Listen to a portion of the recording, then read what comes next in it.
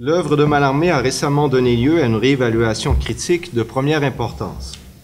Cette œuvre difficile et exigeante, qu'on a si longtemps considérée comme emblématique d'une quête de l'idéal, commence à montrer son souci pour les mécanismes sociaux et ses divers éléments. Des critiques comme Roger Dragonetti, Daniel Oster, Pascal Durand et Jacques Rancière, avec des approches certes très différentes, nous ont alertés sur l'importance de la circonstance, du rôle social et de la matérialisation de l'idée chez Mallarmé. Le maître n'est plus seulement le chercheur fou de l'azur, mais devient également le pédagogue, le commentateur de la mode, le prince des circonstances. Mieux, il semble que les préoccupations sociales aient pris de plus en plus d'importance dans son œuvre, comme l'aboutissement de son évolution, mais peut-être également comme la pièce ajoutée sur le tard qui donne toute sa cohérence et son unité à l'ensemble. J'aimerais ici montrer, à partir des proses tardives de Mallarmé, que l'économie joue ce rôle de chaînon manquant dans son œuvre. Je débuterai en prenant appui sur un extrait de La musique et les lettres, réécriture de la conférence que prononce Mallarmé à Oxford et Cambridge en mars 1894. On sait que Mallarmé annonce alors au parterre anglais qu'on a touché au vert, se faisant ainsi le porte-parole d'une grande nouvelle diplomatique pouvant intéresser la nation anglaise. Il en profite aussi pour exposer sa conception des lettres et des relations qu'elles entretiennent avec la musique, avec en arrière-pensée l'art total de Wagner. Il en vient à poser l'équation suivante, bien connue. Je pose cette conclusion que la musique et les lettres sont la face alternative, ici élargie vers l'obscur, scintillante là, avec certitude, d'un phénomène, le seul, je l'appelais l'idée. C'est précisément sur cette idée que se fonde Rancière lorsqu'il rend compte de la parole muette, qui est devenue la musique pour Mallarmé et d'autres à sa suite, une parole qui prétend, je cite Rancière, tout signifier selon le mode symboliste de la signification, par suggestion, par analogie de ses timbres et ses rythmes, ses accélérations et ses lenteurs, ses éclats de cuivre et ses rêveries de bois et de cordes, avec les aspects essentiels du monde et leur correspondance au théâtre intime de l'esprit. Fin de la citation. En apparence, rien n'indique dans cette théorie symboliste une préoccupation pour l'espace social et économique. Mais pourtant, il faut considérer que lorsque Mallarmé entend publier sa conférence, il lui adjoint quelques parties, dont des notes explicatives. Ces différents ajouts visent à compléter un propos qui se limitait essentiellement à l'institution littéraire, par déférence à l'invitation reçue et à son auditoire, qui s'attendait à voir un poète parler de sa pratique et de ses conceptions. Cette nouvelle configuration de la conférence vise notamment à intégrer une partie intitulée « Déplacement avantageux » sur la mise en place d'un fonds littéraire national, à propos duquel je reviendrai. Mais une note également est ajoutée à la formule que j'ai citée plus tôt, qui servira de base à ma réflexion. C'est la première citation que vous avez. La vérité, si on s'ingénie au tracé, ordonne industrie aboutissant à finance, comme musique à lettres, pour circonscrire un domaine de fiction, parfait terme compréhensif. La musique sans les lettres se présente comme très subtil nuage, seule, elle, une monnaie si courante. Il ajoute par la suite cette déclaration capitale, tout se résume dans l'esthétique et l'économie politique, et indique ainsi la double conception nécessaire à sa démonstration.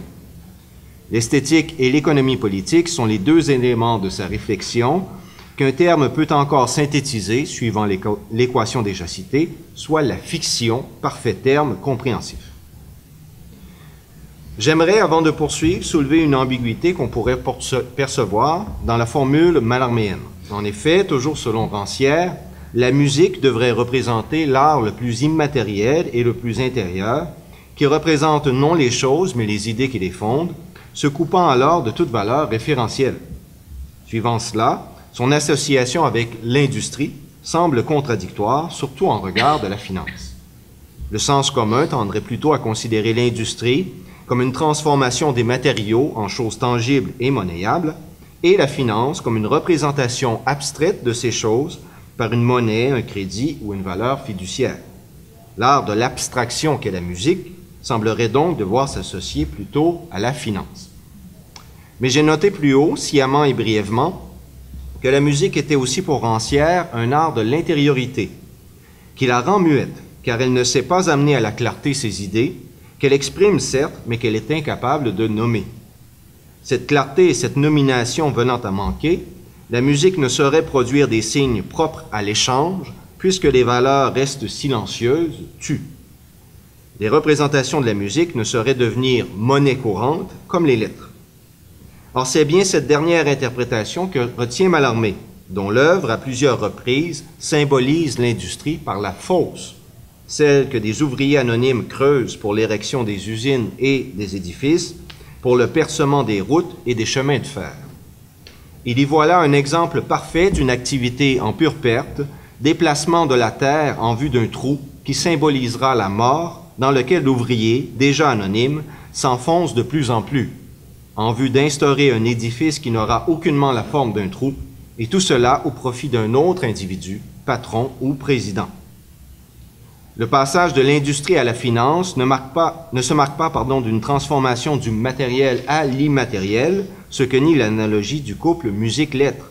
C'est bien plutôt un passage de la profondeur à la surface, du sombre à la clarté, de l'intérieur à l'extérieur et du vide à l'échange que présente Mallarmé. Cette transformation, il la nomme fiction. Mais alors qu'ici, il place l'esthétique et l'économie politique au même niveau, ailleurs, il pose très clairement que les lettres sont les premiers dépositaires de la fiction. Et c'est là votre citation numéro 2 que je n'ai pas le temps de citer. Et qu'en ce sens, l'économie ne fait qu'adopter un modèle que la littérature manie déjà depuis des siècles. Depuis les origines, ce sont les lettres qui peuvent transformer un trou, un vide, une lacune, en idée, en fiction, en valeur propre à l'échange. Cette relation et cette primauté, Valéry les nommera plus tard la fiducia. C'est la troisième citation que vous avez. Le rôle du langage est étrange, comme celui de la fiducia qui permet d'acheter sans avoir de quoi ou de vendre. Le langage permet des combinaisons qui se passent de vraies valeurs et sont inconvertibles en celles-ci. Quantité de mots sont insolubles et ceux qui les refusent sont dits sceptiques. Le langage se trouve ainsi fondé, suivant l'étymologie du mot fiducie, sur une confiance, sur une fiabilité et une fiance du signe au référent, qui ne s'appuie pas sur une relation effective, mais plutôt sur un crédit, une croyance et une crédibilité, basées non pas sur une valeur initiale et intrinsèque, mais sur les échanges qu'il institue. On en verra un bon exemple avec le mot « vertu », sur lequel Valéry a écrit un article très critique, où il cite ce mot comme exemple parfait d'un mot vide de substance et pourtant très payant, par le simple fait qu'il s'échange dans les plus hautes sphères. Ce faisant, la fiducia ne désigne plus seulement l'échange des signes résultant d'une fiction qui les libère de leur fondement, mais également un surplus, un surcroît de valeur, possiblement infini. Inutile de dire que ce surcroît de valeur est encore l'affaire de la finance, qui échange des papiers à valeur exponentielle. Mallarmé n'a pas été aveugle à cette fiducie du signe, et j'aimerais, pour le démontrer, revenir à la configuration si particulière du texte de la musique et les lettres. J'ai déjà évoqué comment la conférence initiale s'était augmentée après coup d'appendices divers, ces simples raccords pointant déjà vers un surcroît de valeur, montrant qu'une parole échangée entre citoyens de deux nations produisait par elle-même des surplus à développer. Or, l'un de ces ajouts s'intitule très pertinemment « Déplacement avantageux » et porte justement sur l'instauration, souhaitée par Mallarmé, d'un fonds littéraire patrimonial dont le principe est simple. Reconnaître aux œuvres littéraires un autre héritage, une fois échue la prescription légale envers les héritiers de sang, alors de 50 ans, autre héritage qu'il appelle, je cite, une filiation naturelle à la lignée par l'esprit. Il s'agirait alors de taxer légèrement les œuvres tombées dans le domaine public pour en redistribuer les bénéfices aux jeunes littérateurs, nouveaux héritiers de ces œuvres devenues communes et nationales, comme la langue qu'elles véhiculent. Mais ce propos sur un fonds littéraire est encore trop marqué par l'identité nationale française pour pouvoir s'insérer dans la conférence, plus encore que le vers ou que cette langue qu'il se refuse à traduire malgré qu'il la manie avec grande exigence. Alors, on a demandé à Mallarmé de prononcer sa conférence en anglais et il a refusé. Donc, c'est la personne qui l'a invité qui a dû prononcer la conférence en anglais. Lui, il l'a fait par la suite en français. Or, cette partie poursuit ce qui était pourtant déjà là, dans la conférence, dans cette épuration du signe que doit produire l'idée et qui est aussi marquée d'un surcroît. Le déplacement avantageux donne la preuve de son avantage en ajoutant sa valeur à des idées qui étaient déjà là, greffe du sens à ce qui, même oralement, se donnait comme écriture. Une écriture à laquelle s'est voué Mallarmé à la fin de sa vie, une prose diffuse et mobile qui poursuit ce qu'il appelle à la fin des divagations le poème critique, produit souvent d'un recadrage, d'un déplacement, d'ajout et d'une reconfiguration. La prose, que Mallarmé peut bien considérer comme un train continu, contrairement à l'intermittence du vers, qui se bute constamment contre le blanc, peut mieux, certainement, épouser les détours et soubresauts de la pensée, la développer en la promenant de l'ombre à la clarté, la ponctuer avec cette syntaxe si importante pour lui et qui lui permet de retrouver le rythme du vers. La musique et les lettres symbolisent de façon exemplaire un travail sur la prose qui occupe une part importante de l'œuvre dernière de Mallarmé, de crise de vers aux grands faits divers. Mais ce jeu donné à la prose trouve ne serait-ce que provisoirement une figure particulière qui fixe à un moment et à un point sa valeur variable et parie sur une fiducie à venir. Les décisions se prennent alors qui doivent être riches de sens. La décision de déplacer des variations sur un sujet aux anecdotes ou poèmes, le texte conflit, me semble des plus signifiantes.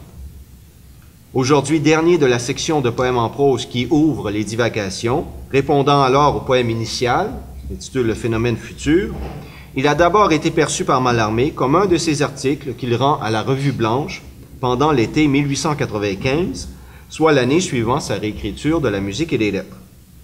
En 1995, conflit sincère entre le livre « Instruments spirituels », publié un mois auparavant, et Averse ou critique, qui fournira une part importante de crise de vers et qui est publié un mois plus tard. Profitant du loisir que lui offre la retraite nouvellement acquise et les séjours devenus habituels à Valvin, Mallarmé prête sa prose à des réflexions fondamentales sur le livre et le vers, mais aussi à cette anecdote qui forme la trame de conflit et qu'on résume un peu rapidement en le présentant comme un bris de communication entre le poète et les prolétaires. Cette anecdote elle-même pourrait sembler une diversion dans le cours des réflexions exigeantes auxquelles il s'adonne alors, un loisir qui semblerait se superposer au loisir de la retraite estivale. Mais ce serait oublier ce qu'il énonçait un an plus tôt, à savoir que tout se résume à de l'esthétique et de l'économie politique, qui sont les deux versants que résout la fiction. Si on a déjà vu que cette fiction se fondait sur l'exaucement d'une valeur en un signe qui en permettait l'échange, et que par suite cet échange la dotait d'une fiducie, surcroît produit par un crédit, j'aimerais maintenant montrer, par l'exemple de conflit, qu'une pièce supplémentaire vient compléter l'œuvre de la fiction et, paradoxalement, garantir sa beauté et sa vérité. Il s'agit du don. Le premier de ces grands faits divers, intitulé « Or », pose clairement la question du don dans l'entreprise mallarméenne. C'est la 4e citation que vous avez. Sans doute, en raison du défaut de la monnaie à briller abstraitement, le don se produit, chez l'écrivain, d'amonceler la clarté radieuse avec des mots qu'il profère comme ceux de vérité et de beauté. Mallarmé croit que le poète ne possède, je cite encore, vous l'avez pas d'intérêt quelque part, gratuité du produit ou dédain commercial, et il ajoute dans un autre texte, la métallurgie l'emporte à cet égard. La poésie est pour lui un acte gratuit. Le poème est donné et ne réclame pas de valeur marchande, est réalisé grâce à un don que symbolisaient jadis les muses, comme le rappelait récemment Jean-Michel Maupoy. J'aimerais faire résonner ces remarques avec la réflexion de deux philosophes parmi les plus importants du dernier siècle, qui se sont penchés sur la question du don et ont tous deux apporté une même révision et réponse à l'essai sur le don de Marcel Mauss. Le premier, Jacques Derrida, a traité la question d'en donner le temps, où il commente le poème en prose de Baudelaire intitulé « La fausse monnaie ». Le second, Paul Ricoeur, qui étonnamment ignore le premier, termine son parcours de la reconnaissance par une étude sur le don qui lui semble résoudre les apories de la reconnaissance mutuelle qu'il étudie au terme d'une réflexion qui a abordé l'identification et la reconnaissance propre. Là où ces deux pensées se rejoignent, c'est lorsqu'elles considèrent ce qui demeurait chez Mauss un paradoxe, soit que le don, une fois reconnu comme tel, implique un contre-don comme preuve, à tout le moins, de cette reconnaissance. Mais en même temps, le contre-don replace le don initial dans un procès d'échange qui rétablit une logique marchande alors qu'il devait plutôt l'en écarter, lorsqu'il pose la question de la valeur du don, par exemple. En effet, quoi donner en retour sans avoir au moins un aperçu de la valeur du don initial? Or, c'est à ce point que réside l'aporie, car faire du contre-don la réponse obligée du don, et pour cela interroger sa valeur, c'est ramener le don initial à un échange qui redonne à la chose offerte sa valeur marchande. Reconnaître le don revient à l'annuler. Derrida et Ricoeur s'entendront à dire que pour maintenir le don dans sa qualité propre, on doit couper le lien qui le couple au contre-don. Celui-ci demeure certes, mais il garde toute l'initiative du don initial et la lui conserve par le fait même, en n'étant plus le second terme d'une chaîne, mais plutôt le premier, à nouveau. Le don s'exclut du cercle économique et se donne en excès de toute mesure marchande. Alors vous avez la sixième citation de Derrida qui explicite cette idée. Si les deux philosophes reconnaissent qu'il faut séparer les deux processus, ils voient légèrement différemment ce qui permet cette dissociation. Pour Derrida, c'est l'oubli qui intervient pour briser l'échange, oubli de la valeur du don et oubli absolu dont ne subsiste qu'une trace. Et là, vous avez la septième citation qui est explicite. Pour Ricoeur, c'est l'agapé, la gratitude qui remplit ce rôle et qui permet d'effacer toute trace d'échange pour ne reconnaître que la valeur du donateur. Et là, c'est la huitième citation. En quelque sorte, les deux voient un pardon au bout du don et qui permet à une chose de tenir lieu d'un sentiment, d'une pensée, Mallarmé dirait d'une idée qui seule demeure. À mon sens, c'est bien à ce niveau que se situe le conflit que Mallarmé raconte dans ce poème. Lui qui affirmait dans Étalage préférer une situation à part, précise dans Confrontation, je cite, « Tandis que je soupire, pas davantage, exhalant comme dans une cure, au loin de silence, ma stupeur que l'usage ramène à un niveau d'affaires sur la situation préparée, expressément pour tout jouer. » C'est bien le jeu de la fiction qui est ici revendiqué, ce déplacement avantageux qui se fait en dehors du cercle économique. Lorsque dans le conflit, il dépeint les ouvriers venus défigurer le paysage de sa résidence de Valvin, en creusant une fosse à quelques pas du terrain dont il est propriétaire, il ne présente ni un conflit des classes sociales, ni le conflit d'un esthète qui ne peut plus apprécier le coucher de soleil ou qui doit endurer leurs cris. Si le poète affirme avoir été pris de religion devant cette scène, c'est qu'il s'agit plus essentiellement d'un conflit par rapport au jeu de la fiction, qui lui permet, par exemple, de prêter des paroles aux ouvriers, de voir dans leur beuverie, je cite, l'absolu d'un accomplissement rituel, ou de faire de leur anonymat et immense sommeil un élargissement de tous les siècles et réduite aux proportions sociales d'éternité. C'était la citation de la fin du poème. Dans ce régime, il le dit souvent, Mallarmé est celui qui s'exclut de l'échange marchand par le don. Et c'est par ce don que l'idée d'un fonds littéraire devient possible, en ignorant la valeur même du don initial, mais en conservant son principe par un contre-don qui redevient don en s'appliquant à des héritiers spirituels et non plus de sang. Les ouvriers que Mallarmé décrit ne sont pas les garants d'un don, comme lui, mais ils ne sont pas non plus du côté du profit, qui les intégrerait à l'ordre marchand. Il le dit clairement, ils sont salariés, mais le profit de leur œuvre va au patron. Les ouvriers, comme Mallarmé, ne sont pas tenus à l'échange économique, mais ce qui l'en distingue est que leur travail mène à une perte, alors que le sien mène à un don. Le produit des uns et des autres profite à un tiers, mais c'est par amputation des ouvriers, alors que le poète, par son don, commence à se donner un nom. Surtout, le don du poète est inconvertible en valeur marchande et reste sauf du cercle économique, car un oubli cerne sa trace et le sauvegarde. Et là, je renvoie à la 9e citation de l'exemple.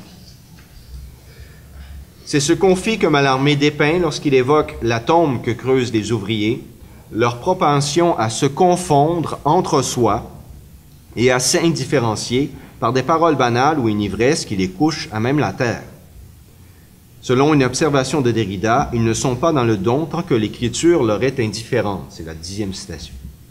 À quoi Ricoeur répond en disant que le don s'accompagne d'une fête dont l'hymne est l'équivalent. Et ça, c'est la 11e citation. Lorsque Mallarmé considère l'art comme le chatoiement luxueux du soleil couchant, il réécrit le mythe solaire et chante une fiction à la gloire de ce qui, ailleurs, est dégradé.